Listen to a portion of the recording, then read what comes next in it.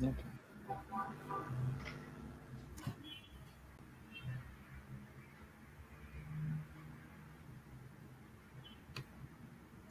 On y est? Je pense qu'on peut commencer. Bonjour les amis. Salut. Bonjour Salut. Aurélie. Bonjour Hamza. Bonjour Wail. Bonjour. Bonjour. Bonsoir. Merci à Baka qui est derrière pour le support technique. Bonjour et bienvenue à tous dans ce live qui va traiter du report de la rentrée et des conséquences de ce mois de septembre qui a été littéralement supprimé du calendrier scolaire. Et donc, il y a une contraction du temps là. En fait, il va falloir faire aussi bien qu'avant, mais en moins de temps. Ça pose des interrogations pour beaucoup d'élèves, pour beaucoup de parents, pour les enseignants également. Et le propos de ce live, c'est d'apporter des réponses pour les niveaux où il y a des contraintes académiques, des contraintes d'examen, notamment le brevet, avec le brevet des collèges en fin d'année, en juin. En première avec les spécialités et le bac français, et en terminale aussi avec l'ESP et avec l'examen du bac. Donc, des interrogations, notamment pour les niveaux qui ont des contraintes académiques et des besoins de résultats. Il faut se rendre compte que pour le brevet, par exemple, ou pour le bac, pour les spécialités, on passe de 20 semaines à 16 semaines. Donc, c'est une contraction assez importante avec des conséquences fortes sur le rythme scolaire. Je vais partager mon écran pour qu'on puisse suivre. Vous me dites si vous voyez, les amis? Impeccable. Super. Donc, le sujet encore, report de la rentrée, quelles conséquences sur le brevet et le bac? On commence donc avec Wail qui va nous introduire les conséquences sur le brevet pour la matière de SVT. Bonsoir. Bonjour Wail. Comment ça va? Comment allez-vous? Ça va, alhamdoulilah. Alors, concernant le programme de SVT, troisième mission française. Alors, le programme comporte 3 thèmes. Le premier thème, c'est le thème sur la planète et l'environnement. Et les chapitres étudiés dans le cadre de ce thème sont tout d'abord les climats de la Terre, ensuite les enjeux de l'exploitation des ressources naturelles et enfin les activités humaines. Alors, le thème sur la planète et l'environnement devrait en principe prendre 6 semaines à raison de 2 semaines par chapitre. Le vivant et son évolution constituent le deuxième terme du programme et comporte également 3 chapitres. Alors, l'évolution et la classification des êtres vivants sera traitée en 3 semaines. La génétique devrait prendre, quant à elle, 6 semaines. Et enfin, l'évolution des êtres vivants, 2 semaines.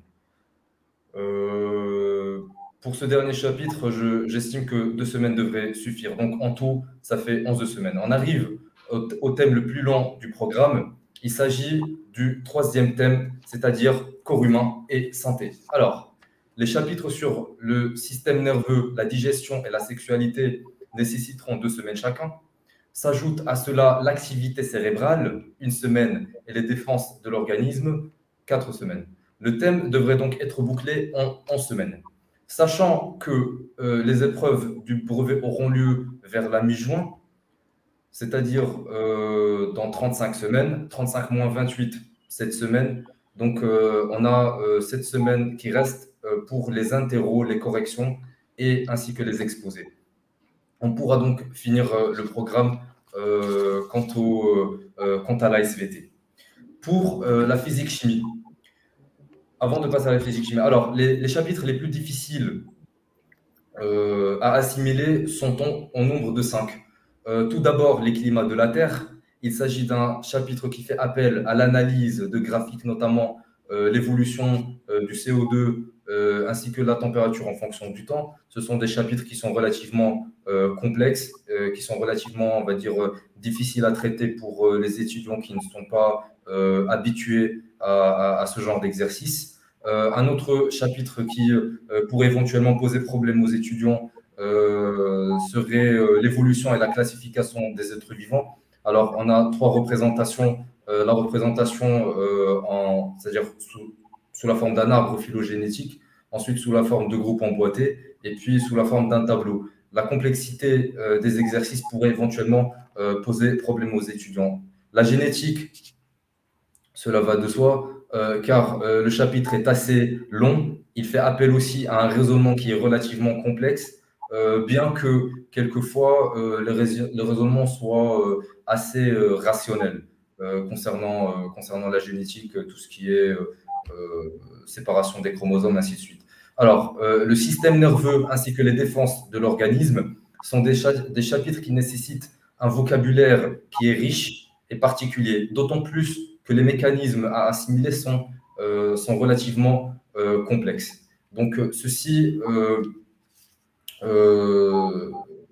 dit pour la SVT. Alors, en ce qui concerne la physique-chimie, on passe à la physique-chimie. Alors, juste un point, Wael, je veux juste préciser à nos amis qui viennent d'arriver que, en fait, tous les détails par rapport à la contraction du programme et au nombre de semaines qu'il faudra par chapitre, parce qu'on passe rapidement là-dessus, seront distribués pour ceux qui sont intéressés dans une brochure à part où il y a l'ensemble de ces détails-là. Donc, pour ceux qui sont arrivés en retard ou pour ceux qui n'ont pas suivi, ceux et celles, on aura en fait tous les détails dans une brochure séparée avec l'ensemble des semaines qu'il faut pour chaque chapitre. Comme ça, en fait, vous serez plus serein et à l'aise pour ce qui vient d'arriver. Ok. Je te laisse finir, Wael. Excuse-moi de t'avoir interrompu. Non, il n'y a pas de problème. Alors, on est arrivé à la physique-chimie, c'est ça? Donc, en ce qui concerne la physique-chimie, certains chapitres peuvent être regroupés ensemble. Donc, les forces, les interactions, le poids et la masse, ainsi que les chapitres sur l'énergie cinétique, devront prendre 12 semaines en tout.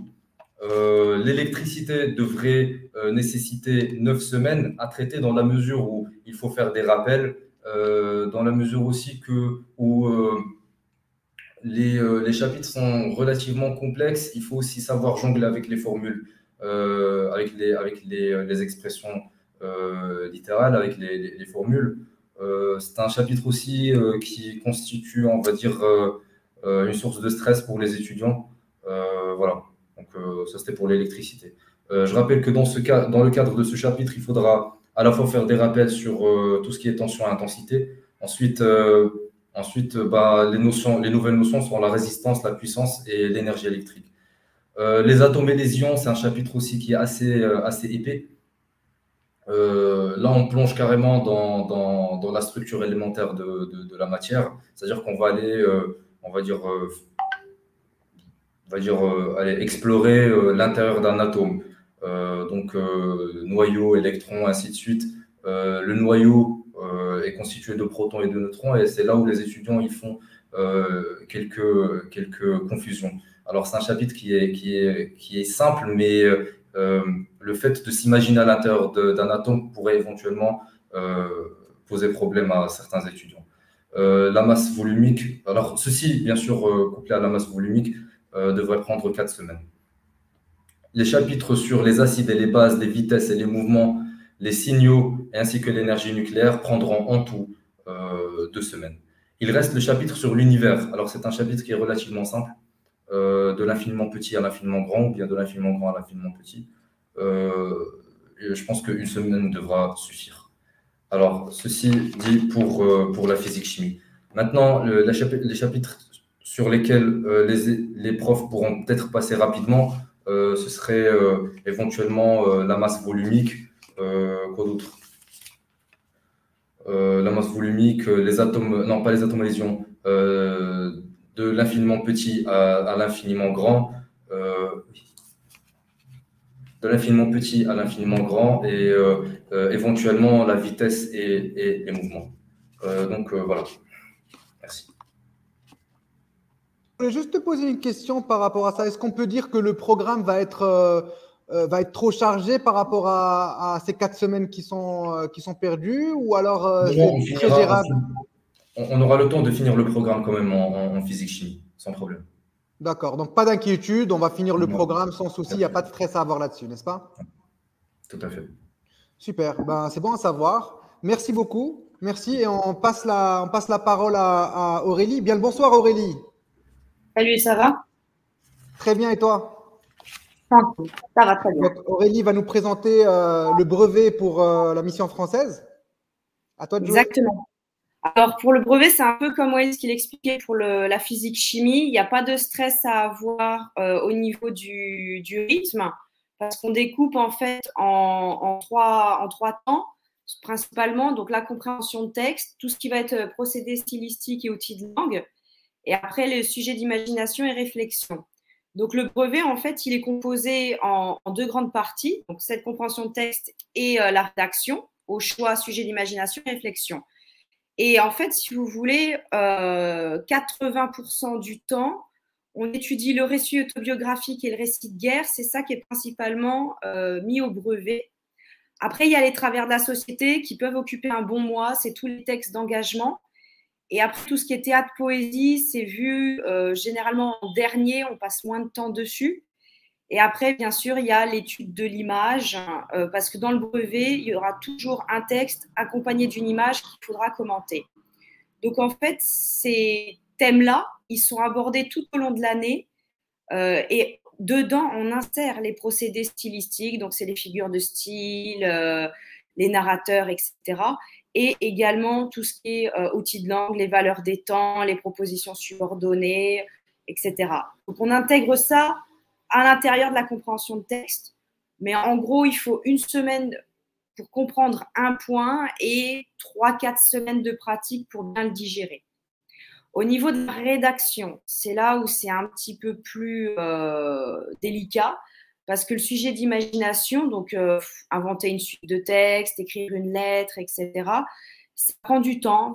Il y a un style à développer et là, les 36 semaines normales, donc 32 pour nous, sont vraiment nécessaires parce que c'est pour bien maîtriser tout ce qui a été fait en amont. Et le sujet de réflexion, donc c'est une sorte de mini-dissert sur une question qui va être posée, du style est-ce que la télévision est vraiment nécessaire dans la vie?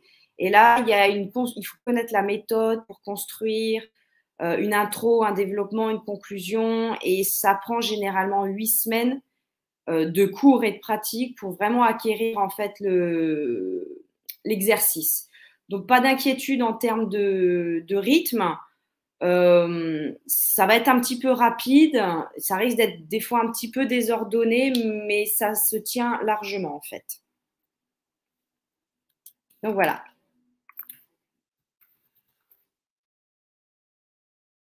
Un peu la ceinture cette année. Est-ce que tu m'entends, Aurélie? Oui, je t'entends. Je te posais la question, est-ce qu'on peut dire que pour les élèves qui ont déjà à la base des difficultés en rédaction, ça risque d'être un peu serré et qu'il faut qu'ils se serrent la ceinture cette année pour tenir le rythme, la cadence? Ça va être serré parce que ça va être surtout serré dans la compréhension de texte où ceux qui ont des lacunes, en fait, généralement, ont une lecture mécanique, c'est-à-dire ils lisent des mots, mais ils n'imaginent pas. Et quand on est dans les textes de la Première Guerre mondiale, c'est un peu compliqué là. Ça va être compliqué aussi s'il y a des lacunes en grammaire et tout ce qui est figure de style, parce que chaque année en français est un cumul, on ajoute de ce qui a été vu de l'année précédente. Et conclusion, il va y avoir beaucoup à rattraper et ça peut être un peu compliqué. Le démarrage, s'il n'est pas bien pris, l'année risque d'être très, très médiocre. Il faut vraiment bien prendre les choses au début. Donc, si je dois résumer, pas d'inquiétude, mais il faut quand même être vigilant en début d'année. Exactement. Ok. J'ai bien aimé, en fait, comment tu as parlé du fait que chaque année, les connaissances se sédimentent, donc elles se basent sur l'année précédente. J'imagine que il va partager la même chose pour tout ce qui est en mathématiques, brevet. Effectivement, Ali. Alors, concernant les maths, le programme de mathématiques en troisième, il comporte 15 chapitres en tout. Certains chapitres peuvent être regroupés, bien sûr, bien qu'ils soient traités séparément dans le temps. Et je rebondis justement sur ce qui vient d'être dit, dans la mesure où on ne peut pas, par exemple, aborder les identités remarquables sans pour autant maîtriser la factorisation et ainsi que la distributivité simple et double.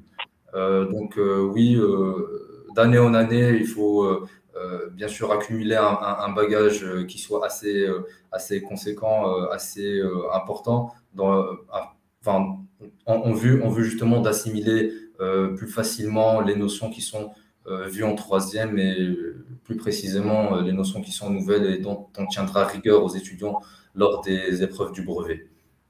Alors, concernant les maths, comme je viens de le dire tout à l'heure, les 15 chapitres, enfin, il y a certains chapitres qui peuvent être regroupés, comme par exemple le calcul littéral, la factorisation, la distributivité, les identités remarquables. Il y a aussi, donc, concernant les fonctions, l'initiation aux fonctions, les fonctions affines, les fonctions linéaires. Et puis, on pourra regrouper quelques chapitres de géométrie, comme par exemple le théorème de Thalès avec la réduction de volume, les aires et de longueur. Les probabilités seront traitées à part, la trigonométrie sera traitée à part. Et je précise que la trigonométrie, en fait, c'est un chapitre qui va pouvoir d'abord initier les étudiants au théorème de Pythagore qui est justement vu en troisième et qui est un nouveau chapitre. La programmation aussi, Scratch, donc ça c'est quelque chose de nouveau comme aussi pour les étudiants.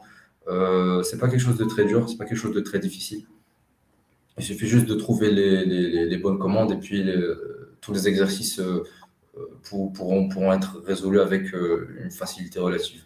Les mesures des grandeurs, les statistiques, la géométrie dans l'espace, ainsi que les nombres entiers devront prendre 4 semaines dans la mesure où ce sont des chapitres qui sont relativement simples. Il faut travailler, donc les conseils que je pourrais donner aux étudiants, c'est de travailler depuis le début de l'année. Maintenant, je sais que quand je dis ça, ça reste quand même assez large. Travailler, ça veut dire quoi? Il faut savoir, bien sûr, assimiler les notions de cours, comprendre les raisonnements, savoir refaire. Donc, avant chaque DS, il faut savoir refaire les exercices qui ont déjà été vus en classe. Donc, que ce soit chez nous ou que ce soit à l'école. Et puis, pourquoi pas, si on a le temps, partir sur des exercices qui sont plus complexes, soit au niveau d'autres manuels, soit au niveau des sites Internet, soit au niveau des annales. Ouais, voilà. Donc, oui, et puis il ne faut pas omettre les rappels. Il faut faire très, très attention. Voilà. Ok, super. Merci, Wael. Juste une petite remarque pour notre support technique Vaka. Est-ce que tu peux mettre les slides pour qu'on puisse nous voir, en fait? Je sais qu'on est très beau, mais faudrait mettre le document, s'il te plaît. C'est visible? C'est visible, ouais. Si tu as grandi, voilà. Ah, super. Super. Alors, j'ai peut-être quelque chose à rajouter. Ok. Bien, alors les thèmes qui pourront éventuellement poser problème ou les notions qui sont difficiles à assimiler, ce serait la réduction, donc parce que il y a des rapports à gérer. Le théorème de Thalès, donc il s'agit de bien présenter les rapports, il s'agit de maîtriser la règle de 3, c'est quelque chose qui est quand même assez simple à comprendre. Et puis il faut beaucoup de pratique. Les identités remarquables, il faut savoir gérer les plus et les moins, parce que des fois, quand on procède, si on rate un plus, si on rate un moins, c'est rare ou rares sont les fois où les réponses sont correctes au final. Au niveau des équations, les équations, ils font l'objet quand même d'une appréhension de la part des étudiants, dans la mesure où, depuis qu'on est petit, on nous dit oui, il faut savoir résoudre une équation, il faut savoir résoudre une équation, on ne sait pas ce que c'est qu'une équation, donc on grandit, on va dire, avec cette image selon laquelle l'équation c'est peut-être un fantôme, alors que c'est quelque chose de très très facile. C'est 3 ou 4 passages qu'il faut maîtriser, et puis il n'y a pas de raison à ce qu'on fasse faux. Au niveau des fonctions, les fonctions, c'est une notion qui est quand même nouvelle. On se heurte à cette notion de fonction en troisième, et donc il faut savoir calculer des coefficients directeurs, il faut savoir connaître, donc déterminer l'ordonnée à l'origine, il faut aussi savoir lire les antécédents ainsi que les images, enfin, de n'importe quel nombre lorsqu'on a, dans le cadre d'un exercice faisant appel à un graphique. Et si on n'a pas cette habitude de pratiquer, je dirais pas tous les jours, mais au moins 3 à 4 fois par semaine, je pense qu'on va vite fait perdre le fil et du coup, ben, on se retrouve avec un retard et voilà, ben, ça porte préjudice et ça nous pénalise par la suite. D'où justement l'intérêt d'être à jour. Voilà. La régularité, le travail régulier, le fait de bien pratiquer les mathématiques, parce que c'est une habitude en fait. C'est un travail d'habitude. Ok, merci beaucoup Wael, un grand merci. On passe aux choses, on va dire, sérieuses. On passe au bac français. Donc là, c'est Aurélie qui va prendre la parole, qui va nous expliquer comment ça va se passer cette année en bac, pour le bac français. Oral et écrit, Auré. Alors, pour le bac français, c'est vrai qu'il y a eu beaucoup de modifications depuis la réforme et Covid combiné. Donc, on commence un peu à s'y perdre. Donc, pour remettre déjà les choses en contexte, 4 objets d'études, théâtre, roman, poésie, littérature d'idées, ça n'a jamais changé. Par rapport à l'année dernière, ce qui est nouveau, donc on revient à ce que la réforme avait prévu. Donc, pour l'oral, c'est 20 textes minimum pour les générales et 12 pour les STMG. Après, au niveau des œuvres intégrales, donc je répète, il y en a 3 par objet d'étude, mais c'est le prof qui choisit l'œuvre qu'il veut faire étudier à ses élèves. Donc cela, et il peut également préparer des lectures cursives, donc c'est-à-dire des textes de son propre choix.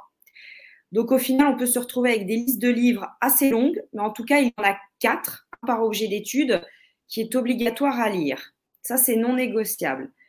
Par rapport au rythme de l'année, en fait, c'est pas comme pour le brevet. Là, ça va être un petit peu plus rock'n'roll. Le bac de français se passera cette fois-ci le 15 juin, l'après-midi normalement, et on passe le bac métropole au Maroc. Donc, c'est-à-dire qu'on passe le bac de France. Et en France, eux, ils n'ont pas eu les 4 semaines en moins. Donc, ça se traduit en fait par une accélération en classe pour étudier les analyses linéaires. Alors, pour ceux qui ne savent pas trop encore tous ces mots un peu techniques, pendant l'année, les professeurs, ils choisissent donc des textes, 20 pour les générales, 12 pour STMG, comme je disais, et ils vont les analyser avec les élèves de façon linéaire, trouver les procédés, les métaphores, les comparaisons, etc., et dire à quoi ça sert, c'est quoi les interprétations. Normalement, il faudrait par texte au moins 1 semaine et demie, voire 2 semaines, mais en mode intensif, pour bien maîtriser le texte. Là, ben, en fait, on va presque diviser par 2 le temps de préparation parce qu'il n'y a plus le temps, tout simplement. Sachant qu'il ne faut pas oublier qu'il y a également la négation, les interrogations, les subordonnées circonstancielles, donc de la grammaire qui serait évaluée à l'oral. Et ça prend énormément de temps de base. Donc, ça va être assez speed au niveau du rythme. Là où ça risque d'être un petit peu, du coup, où il faut faire attention quand on est en première. Alors, pour la grammaire, c'est les subordonnées circonstancielles. C'est une espèce de monstre qu'on n'a pas digéré généralement depuis le collège. Des espèces de trucs avec que, qui, auquel, duquel, qui font peur, qui n'ont rien de compliqué en fait, mais il faut prendre le temps. Normalement, ça prend beaucoup de temps. Donc ça, il faudra faire très attention. Au niveau du commentaire de texte, si on est en général, il faut tout faire. Si on est en STMG, on donne le plan. Mais le commentaire de texte demande beaucoup de pratique. Comprendre le texte, comprendre de quoi il parle, connaître les procédés, relever les idées, les classer, savoir écrire, trouver son style. On n'est pas dans une matière scientifique où en fait on sait ou on ne sait pas. Le style, ça se travaille, ça se pratique. On échoue, on recommence. Et on rééchoue et on recommence. Il faut beaucoup d'échecs pour arriver au succès. Si on prend la dissertation, ça concerne seulement les générales, il faut lire l'œuvre. Il faut bien la lire. C'est pas juste j'ai lu, je me contente des résumés sur Wikipédia. On connaît les œuvres par cœur, vu qu'ils sont imposés par l'État. Donc, ça ne sert à rien d'essayer de feinter entre guillemets. Par contre, il y a une très bonne édition si vous choisissez la dissertation et également pour votre oral, c'est Profil Bac. C'est une maison d'édition. Même moi, j'ai passé le bac avec cette édition, où il y a vraiment toutes les annotations, tout ce qu'il faut connaître sur l'œuvre. Ça, je le conseille. Enfin, pour l'oral, c'est un travail régulier qu'il faudra attaquer à partir de décembre, sachant que l'IOT et la résidence et l'EIC normalement auront leurs premiers oraux à partir de janvier. Léon Massignon, généralement, c'est en mars pour les oraux et également les écrits. Donc, à partir de décembre, il faut commencer l'oral, en fait, avec les fiches d'analyse linéaire. Donc, beaucoup de travail personnel et pratique, c'est le secret. Donc, voilà, j'espère que j'ai répondu à tes questions, Ali. Cette année, n'est-ce pas? Une année compliquée. Oui. Ok, donc dès le départ, en fait, la recommandation, c'est qu'il faut être très, très sérieux là pour aborder l'année dans les meilleures conditions et sécuriser sa note de baccalauréat français notamment. Et lire. Bon. Et lire, ouais. Ça, c'est ce qu'on nous dit depuis tout petit. Et voilà. Lire. Ouais. Ok, bon courage pour les premières. On passe à Hamza qui va nous parler de la spécialité mathématique. Bonsoir. Bonsoir Hamza, comment vas-tu? Très bien, très bien. Ça va? Ouais, super. Ah, parfait. Bon, bah, on commence. Allez, il y a moyen que j'ai des trucs. Ouais, là, tu peux passer? Ou il n'y a que ça? Ah, il n'y a pas. Ok. Bon, bah, du coup, le programme, en fait, il est divisé en 3 grands thèmes, même s'il y en a certains qui sont un peu liés entre eux. Donc, pour tout ce qui est analyse, c'est essentiellement tout ce qui concerne les suites, les fonctions, la dérivabilité, la continuité.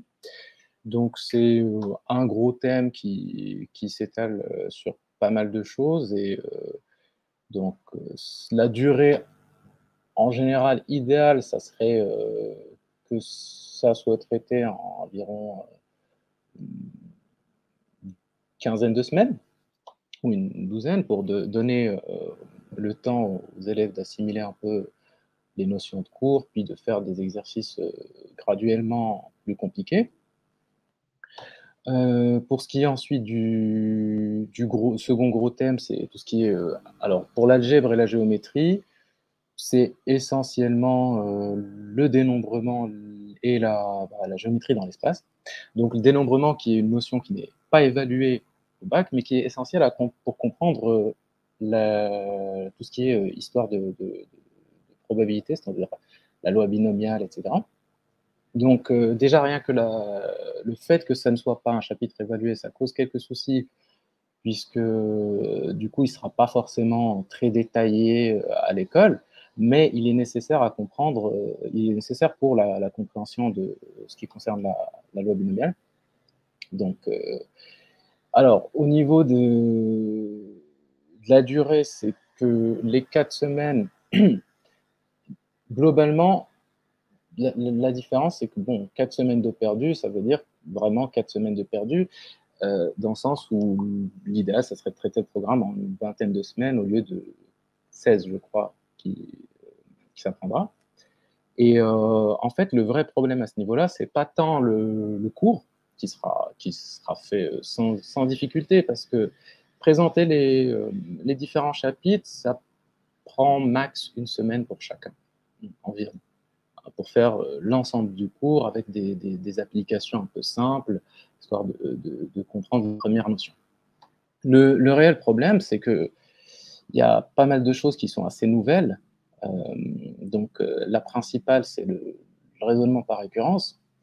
Donc, il y a un nouveau type de démonstration logique, chose qui n'a jamais été vue par le passé. Hein. Très honnêtement, les élèves n'ont jamais réellement été confrontés à la nécessité de faire un vrai raisonnement structuré, avec parfois un peu de créativité d'ailleurs, ce qui est donc très difficile, alors que la leçon sur la démonstration par récurrence, c'est une demi-page. Hein. C'est un truc très court, très facile à négliger de prime abord, mais une fois qu'on passe à des applications, on peut donner des trucs très compliqués dans la rédaction et très simples à la lecture.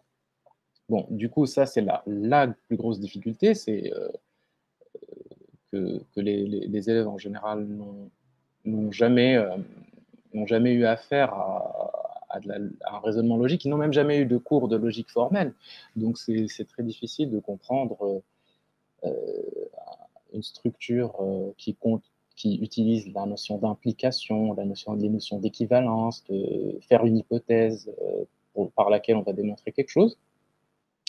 Et en plus de ça, il y a une autre difficulté principale sur la partie analyse, c'est que ça utilise tout ce qui a été vu pendant 18 ans.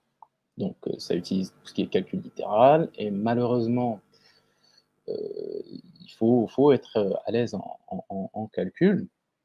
Il faut être capable de calculer des dérivées, de résoudre des équations en un temps négligeable, étant donné que c'est des petites questions qui sont nécessaires à faire la suite, pour faire la suite, pardon. Puis bon, il y a d'autres difficultés qui pourraient être rencontrées. Ça concernerait par exemple la géométrie, qui demande pas mal de connaissances par cœur. Il y a beaucoup de définitions, de propriétés à connaître et à savoir appliquer, évidemment, mais leur connaissance est déjà nécessaire dans une formulation bien précise, hein, comme ce qui a été vu en géométrie au collège. Les élèves connaissent les hypothèses du théorème de Pythagore, son contexte d'application, etc. Là, c'est pareil, sauf que comme ça fait des années qu'ils y sont plus habitués, ça cause parfois problème. Il y a aussi, en géométrie, il y a beaucoup de situations où on revient aux définitions. Donc, la notion de démontrer que certains vecteurs forment ce qu'on appelle une base de l'espace, ça compte vraiment un retour sur la définition de c'est quoi une base de l'espace. Et du coup, là encore, on revient à l'importance de connaître parfaitement, ou quasi parfaitement, les définitions. Et reste ensuite la partie probabilité, donc tout ce qui est loi binomiale. Donc là, il y a encore une difficulté que j'avais déjà mentionnée, c'est la compréhension de c'est quoi la loi binomiale, qui compte sur le chapitre de dénombrement dont j'avais dit qu'il n'est pas évalué au bac. Donc c'est difficile un peu de se motiver pour travailler un chapitre qui ne sera pas évalué, mais il faut en avoir au moins une certaine connaissance pour comprendre un chapitre qui, lui, sera testé. Ensuite, la plus grosse difficulté quand même sur tout ce qui est loi binomiale, c'est la lecture des énoncés et leur compréhension, parce qu'ils peuvent être parfois assez tordus, assez difficiles à interpréter. Les phrases ne sont pas formulées d'une manière particulièrement claire, même si les calculs en soi sont en général très simples. La moitié du temps, c'est à la calculatrice, il n'y a rien à faire à la main. Mais il faut savoir lire et interpréter pour comprendre ce qui est demandé, pour comprendre comment peut être modélisée la situation à l'aide de variables aléatoires et de je ne sais quoi. Donc vraiment, et ça c'est un problème qui est récurrent depuis longtemps chez les élèves. Souvent ils ont du mal, même quand ils arrivent à maîtriser les calculs, traduire un problème, comprendre un énoncé, c'est un peu plus difficile. Alors, la plupart des chapitres risquent d'être vus de manière assez superficielle en termes de cours et même d'exercices d'application en classe. Ce qui sera fait, c'est que la présentation, par exemple, du chapitre, le premier qui sera traité pour 99% des écoles, c'est tout ce qui est suite et récurrence.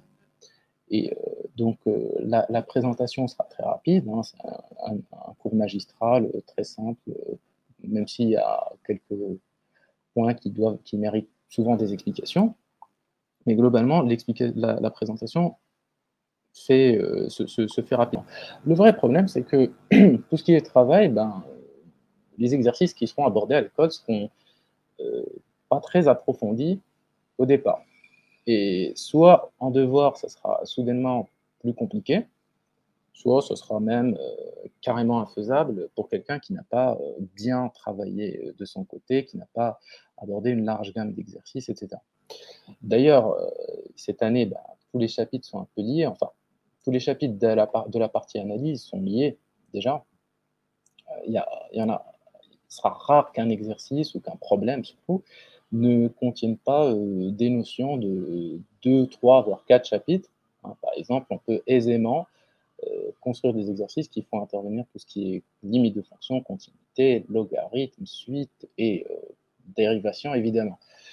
Du coup, l'idée, ça serait de maîtriser chaque chapitre à part, mais aussi de pouvoir les mélanger entre eux, les faire se marier. Bah, du coup, ça demande un bon paquet, d'avoir fait un bon paquet d'exercices, d'avoir bien maîtrisé, compris et surtout connu un ensemble de méthodes et de propriétés. Donc oui, en mathématiques, il y a du par cœur. Ça, apparemment, c'est très souvent oublié, mais il y a une connaissance par cœur à avoir de certaines choses, hein, notamment des définitions qui sont réutilisées parfois. Hein, si je m'adresse à des élèves qui sont là, il faut apprendre le cours. Il n'est pas juste à lire, comprendre un petit peu de manière surfacique, et puis on passe. Je pense que c'est à peu près tout ce que j'avais à dire. Donc, je laisse la parole à Mahani. Un grand merci Hamza pour ces clarifications. Donc, au global, en fait, de ton point de vue, c'est cette contraction de temps, ces 4 semaines en moins, elles vont mettre un peu plus de pression déjà à un programme suffisamment chargé. Alors oui, comme je le disais, le programme, il est pas chargé en termes de cours, mais il est chargé en termes de possibilités pour ce qui est exercice et pratique, application. On peut facilement créer des choses qui sont très, très différentes. Donc, à moins d'avoir fait, je sais pas, 30 calculs de limite, ben, si on fait 30 ou 50 calculs de limite de fonction, ouais, on peut gérer à peu près pas mal de situations. Si on en a fait 5, même en connaissant parfaitement le cours, ben on bloque.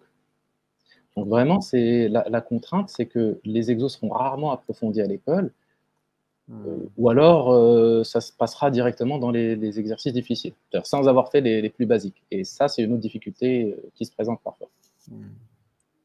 Je comprends. Ouais. Ok, très clair, très clair. Merci beaucoup, Hamza. Et je passe le relais à moi-même pour la physique-chimie. Donc, la spécialité physique-chimie, où il y a 3 grands blocs cette année. Alors, il y a chimie, un grand bloc de chimie qui doit compter environ pour 40% du programme. Un autre bloc qui est, on va dire, la mécanique et l'énergie. Ça, c'est environ, on va dire, 20%, donc la moitié du premier bloc. Et un dernier bloc qui est tout ce qui est ondes des signaux. Et ça, c'est encore une fois 40%. Donc, il y a 2 gros blocs, chimie et ondes des signaux, qui comptent pour 80%, et un petit bloc qui demande en fait beaucoup de mathématiques, j'y reviendrai, qui est tout ce qui est mécanique, cinétique, cinématique. Donc, pour la chimie, en gros, beaucoup de culture générale, il faut beaucoup comprendre. C'est vraiment en fait la physique dans son état de science empirique, où il y a même des notions de TP qu'il faudra acquérir, des questions au bac qui peuvent se poser sur comment est-ce qu'on fait pour faire du dosage, un tel dosage, ou diluer une solution. Donc, il faut être assez précis, même par rapport aux normes de sécurité. Donc là, en fait, c'est vraiment de la compréhension. Il y a des définitions à apprendre, mais en général, en fait, on reste dans la physique-chimie classique qu'on avait en 3e, seconde, même un peu en première, où il fallait plutôt comprendre.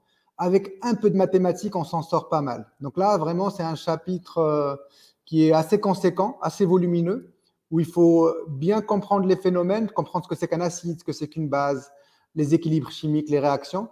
Il n'y a pas beaucoup de mathématiques. Donc, pour ceux qui ont des difficultés, ils ne seront pas impactés sur ce bloc-là. Par contre, sur le bloc suivant qui est la mécanique, là, vraiment, en fait, c'est un chapitre qui demande, on va dire, une fluidité mathématique. Parce qu'il y a des sinus, il y a des cosinus, il y a des projections géométriques, des vecteurs.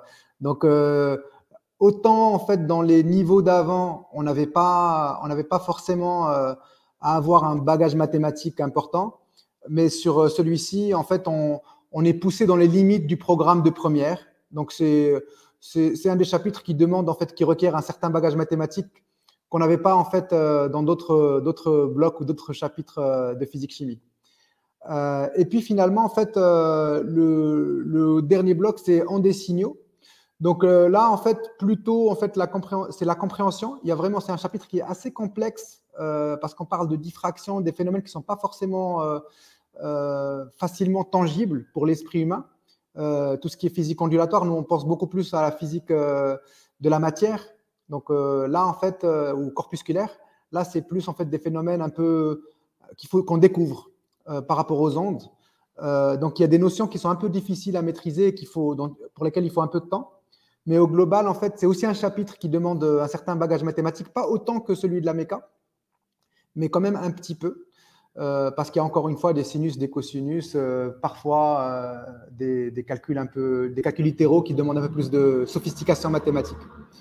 Mais au global, en fait, encore une fois, la physique-chimie qui reste une matière où il faut beaucoup comprendre, moins de travail d'exercice, je dirais, que ce qu'a présenté mon collègue Hamza. Donc, c'est beaucoup moins de faire et on va dire, de musculation par l'habitude. Là, c'est plus de la phénoménologie et un peu de bagage mathématique sans lequel on risque un peu de galérer, de souffrir dans cette matière, cette spécialité. Faute de quoi, il faudrait apprendre quelques méthodes par cœur pour s'en sortir et appliquer numériquement la résolution des exercices. Donc, voilà. On revient à la physique-chimie comme science empirique et je pense que c'est une bonne transition pour la philosophie, n'est-ce pas Aurélie? Tout à fait. En parlant d'empirique et empirisme, effectivement, la philosophie, donc matière complètement nouvelle où ça demandera énormément de pratique. Donc il y a effectivement de l'expérience. Alors, nouveauté de la réforme, 17 chapitres, 17 leçons en fait. Il faut compter à peu près la conscience et l'inconscient qui sont les bases chez base en philosophie, l'équivalent de 9 semaines. Une fois qu'on maîtrise l'inconscient et la conscience, on peut dire qu'on a une certaine maturité philosophique pour enchaîner avec les autres leçons qui, elles, demandent une moyenne de 2 semaines chacune et qui sont beaucoup plus, beaucoup plus ancrées dans la réalité. Alors, en philo, ça se décompose en 3 temps, en 3 thèmes, si vous voulez. L'existence humaine et la culture, donc tout ce qui est la conscience, le temps, le langage, la religion et l'art, par exemple. Après, un autre thème, la morale et la politique, tout ce qui est lié à la justice, la liberté, l'État. Et ensuite, la connaissance. Donc, ça, c'est assez nouveau avec la réforme. On a très peu touché à ça l'année dernière avec Covid. Ça n'a pas été très, très exploré. Donc là, ça va être assez intéressant. Et ça risque de tomber au bac, honnêtement. Ça risque de tomber au bac. Donc, c'est nature, science, raison et vérité. Alors, donc, concernant le bac, en fait, il y a donc 2 choix de dissertation sur 2 leçons différentes, ou bien une explication de texte comme une sorte de commentaire linéaire. C'est très difficile. L'explication de texte, généralement, beaucoup d'élèves le prennent parce qu'ils n'ont pas trop envie d'étudier de philosophe. Ils pensent que c'est facile. En fait, ils ont compris 10% de ce que le philosophe voulait dire. Donc, c'est l'échec assuré. Ou bien, et la dissertation, si on ne cite pas de philosophe, en fait, on n'a pas la moyenne, tout simplement. Parce que, alors, chez certains élèves, on peut retrouver des façons de penser du style moi, je pense, j'ai des idées à moi, mais sur 6000 ans de philosophie, en fait, tout ce qu'on a pensé a déjà été pensé. Donc, il faut illustrer par des philosophes. Et d'autres qui vont se perdre complètement dans la pensée parce qu'en fait, on n'a pas l'habitude. On n'a pas l'habitude de penser avec un grand P. Donc, pour résumer la philo, il n'y a rien de sorcier en soi. C'est beaucoup de culture, c'est beaucoup de curiosité, surtout de curiosité et de pratique. C'est vraiment à la Montaigne, il vaut mieux comprendre qu'apprendre. Une tête bien faite au lieu d'une tête bien pleine, c'est le secret. Mais c'est du boulot, du boulot, du boulot, du boulot. Et avec le rythme de l'année, parce que ça sera passé également mi-juin, autour du 15 juin, déjà en soi, le programme, il n'était pas faisable. on n'avait pas le temps de faire les chapitres avec un programme normal. Avec 4 semaines en moins, c'est pas possible. Il y a des leçons qui vont être expédiées très rapidement, du style l'État, la justice, ces choses-là. Et on va passer sous silence beaucoup de techniques pour l'explication de texte et la dissertation. Donc, ça sera plutôt donné, si vous voulez, en contrôle, en devoir maison, la pratique du commentaire et de la disserte, plutôt que des pratiques et expliquées en cours. En cours, ça va être plutôt théorique, théorique, théorique, théorique. Donc, il faut vraiment s'accrocher là-dessus. Donc, voilà. Donc, Ali, j'espère que ça répondait à tes questions. Oui, ça répondait. Merci, un grand merci pour ces sages mots. On va passer la parole à Wael qui va nous présenter la spécialité SVT. Wael, je pense qu'on a un petit quart d'heure de retard, donc si tu peux abréger et nous faire un résumé concis et droit au but, ça aiderait tout le monde. Merci beaucoup. D'accord, je t'en prie. Alors, il faut dire que le programme d'SVT en soi est extrêmement chargé. Cependant, donc, parmi les 19 chapitres du programme, seulement 13 chapitres vont être demandés, vont être évalués durant l'écrit. Maintenant, il reste 22 semaines avant que les épreuves écrites du bac n'aient lieu, c'est-à-dire vers la mi-mars. Au terme de ces 22 semaines, les étudiants devront avoir maîtrisé les notions dont on leur tiendra rigueur lors de l'écrit. Alors, la réalité est que vu la contrainte du temps, les professeurs n'auront d'autre choix que d'adapter le temps dont ils disposeront à la charge du travail qui est exigé. Concrètement, ça donne quoi? Alors, concrètement, le programme comporte 5 grandes parties. La première partie, c'est génétique et évolution. Cette partie nécessiterait 7 semaines et demie pour être maîtrisée dans la réalité et sera traitée en un mois. La deuxième partie du programme, qui s'intitule « De la plante sauvage à la plante domestiquée », nécessiterait 8 semaines. Elle va être traitée en un mois. La troisième partie, c'est un volet sur la géologie. Donc, on a 2 chapitres assez épais, mais qui seront vus pendant pas plus d'une semaine.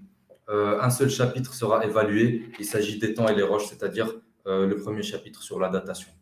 Les climats de la Terre constituent la 4e partie du programme et sera traité à l'école en 2 semaines, sachant qu'il comporte 2 chapitres. Donc, on va dire que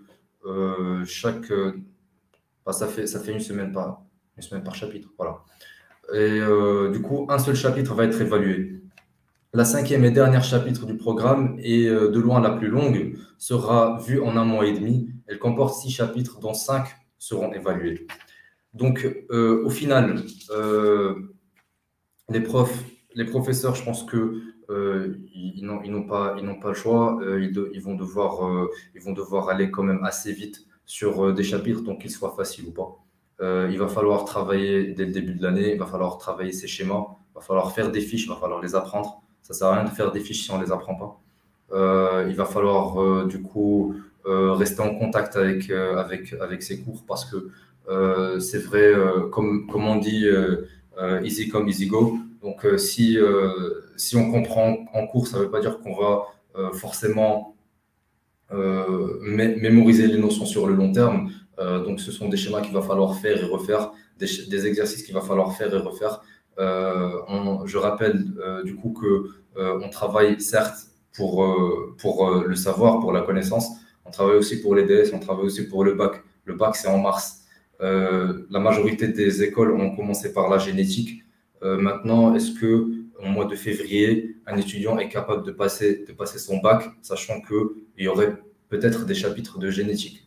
Mon idée, c'est qu'il faut être à jour. Les difficultés, premièrement, l'assimilation des notions qui sont très, très complexes, qui sont extrêmement complexes, je ne vous le cache pas. Le travail régulier, la rédaction.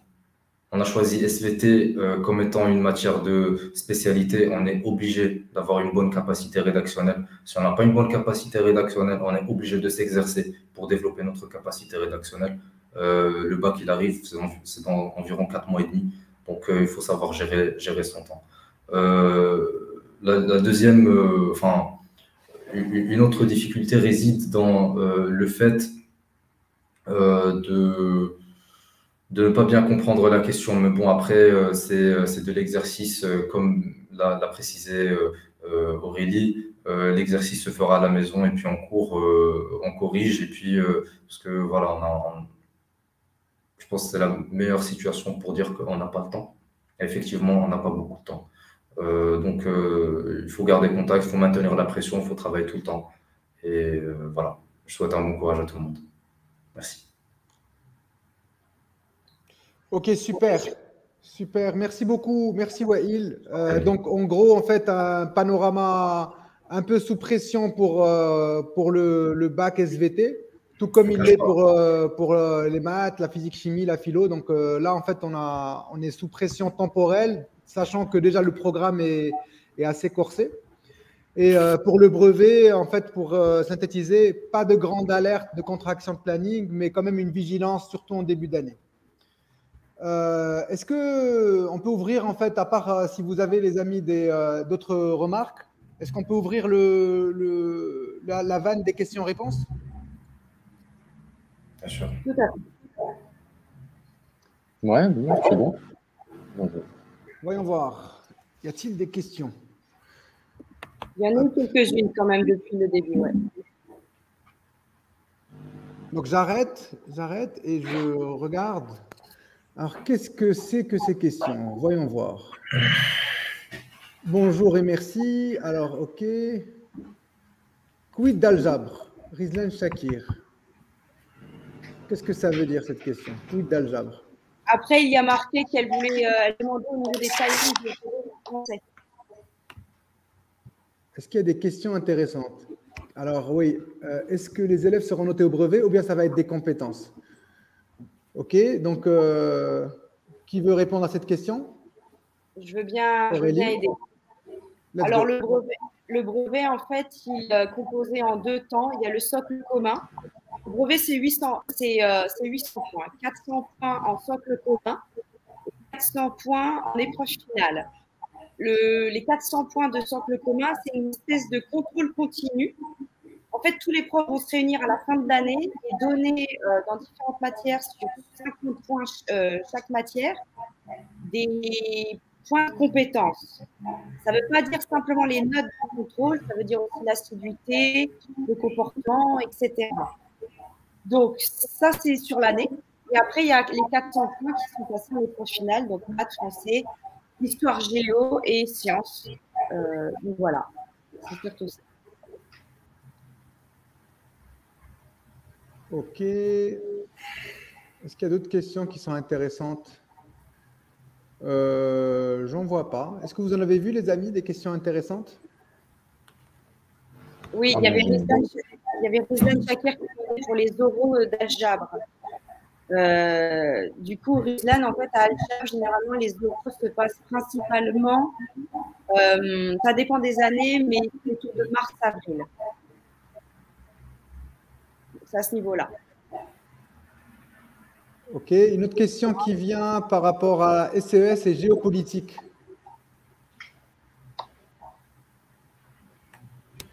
Alors, pour l'aspect SES et géopolitique, est-ce que quelqu'un a des informations sur ça?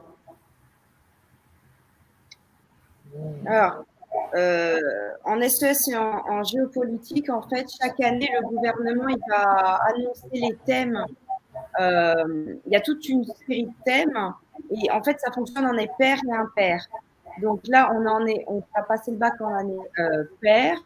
C'est disponible sur Internet et les leçons qui seront évaluées. Le rythme est beaucoup plus gérable en SES et sciences politiques. Ça sera surtout les acquis de première qu'il faut bien avoir parce que c'est des connaissances de culture générale principalement qu'il ne faut pas avoir négligé et des techniques au niveau de la méthode de rédaction, d'analyse de documents, du commentaire composé. Il faut avoir acquis en première, sinon ça risque d'être très difficile. C'est beaucoup de culture générale, beaucoup. Et on a Rizlan qui nous demande un mot d'encouragement pour la première, en fait. Est-ce qu'il y a de l'espoir? La première, oui. Enfin, si on travaille et on lit, oui. Il faut survivre.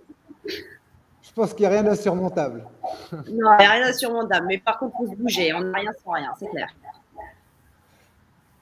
Super. Donc, les amis, juste pour clôturer le sujet, je vous dis d'abord merci en fait d'avoir été là. Il y avait un autre point, c'est que l'ensemble des estimations et des détails des chapitres qui ont été mentionnés par l'ensemble des intervenants peut être envoyé à travers par email, je crois. Si vous nous contactez, on peut vous envoyer en fait une brochure avec tous les détails pour chaque matière, chaque niveau, brevet, maths, bac français, en maths, en SVT, en physique-chimie, pour que vous fassiez une idée plus précise, si vous n'avez pas écouté ça ou si vous n'avez pas eu le temps de noter, de comment est-ce que le programme va être contracté et quels sont les objectifs et les contraintes à chaque niveau. Voilà, merci pour votre écoute. Je vous dis à bientôt. Merci Wael, merci Aurélie, merci Bakary et merci Hamza. Merci. Bonne soirée. Ouais. Bonne soirée. Au revoir, à la prochaine.